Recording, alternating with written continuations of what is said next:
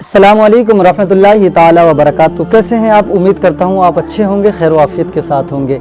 आइए, आज मुझको बात करना था कि अगर लोगों में ये बात मशहूर है ना कि अगर फजर की नमाज़ ना पढ़ी जाए तो फिर अगर जुमे की नमाज़ पढ़ेंगे तो जुमे की नमाज़ नहीं होगी। आपने भी बहुत सारे लोगों की ज़बान पर यह सुना होगा कि अगर आपने फजर की नमाज़ आज नहीं पढ़ा है तो आप जुमे की नमाज़ नहीं पढ़ सकते, पढ़ ली तो आपकी नमाज़ नहीं होगी।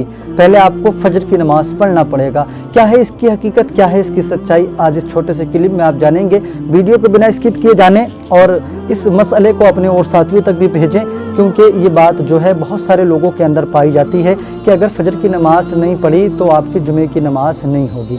देखिए, तो मैं आपको ये बताऊँ कि नमाज 5 वक्त की नमाज हम पे फ़र्ज़ है। 5 वक्त की नमाज, खालिस जुमे के दिन फजर की नमाज हम पे फ़र्ज़ नहीं है, रोज़ाना हम पे फ़र्ज़ है।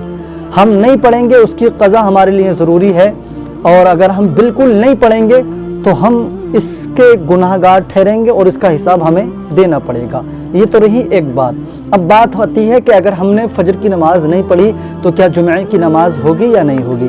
तो इसके लिए क्लियर बात है कि अगर आपने फजर की नहीं पढ़ी है तो आपने अगर जुमे की पढ़ ली तो जुमे की नमाज़ आपकी हो जाएगी। फजर की नमाज़ और जुमे की नमाज़ ऐसा नहीं है कि आपने फजर की नहीं पढ़ी तो जुमे की नहीं होगी, और अगर ज़ुहर की नहीं पढ़ी तो जुमे की नहीं होगी। मतलब तरह तरह की बातें जो लोगों में होती हैं, ऐसा नहीं है। कोई भी नमाज किसी दूसरी नमाज के साथ मिली हुई नहीं है।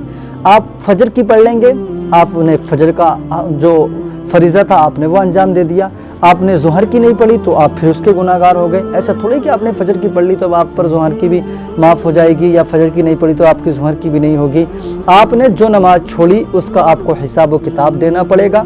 आप उसके लिए हकदार रहेंगे, आपको क्या सज़ा मिलेगी आप जानेंगे वो। मगर ऐसा नहीं कि अगर आपने फजर की नहीं पढ़ी तो जुमे की अब नहीं होगी, बल्कि अब ज़रूरी है कि आप फजर की भी पढ़ा करें और उसके बाद ही जुमे की पढ़ा करें। बेहतर है, अच्छा है, फ़र्ज़ है हम पर। जिस तरीके से जुमा फ़र्ज़ है इसी तरीके से हम पर फजर की भी फ़र्ज़ है। तो बेहतर है कि हम पहले फजर की पढ़ें, बाद में जुमे की पढ़ें। और अगर किसी ने इत्तफ़ाक़न ऐसे पढ़ लिया कि फजर की नहीं पढ़ी थी, जुमे की पढ़ ली, तो अब वो ये ना समझे कि मेरी नमाज़ नहीं हुई, बल्कि नमाज उसकी हो गई। उसने अगर फजर की नहीं पढ़ी तो उसका वो गुनाहगार रहेगा, उसका उसे हिसाब देना पड़ेगा, उसको सज़ा मिलेगी, मगर जुमे की नमाज़ उसकी हो जाएगी। जुमे की नमाज़ में उसके होने में कोई हर्ज नहीं है। ये जो बात लोगों में आया करती है कि अगर फजर की नहीं पढ़ी थी तो अब जुमे की नहीं होगी, ये बात सही नहीं है।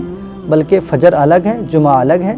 आप जिस वक्त की पढ़ लेंगे आप उस वक्त की पढ़ लेंगे, जो नहीं पढ़ेंगे आपको उसका हिसाब देना पड़ेगा।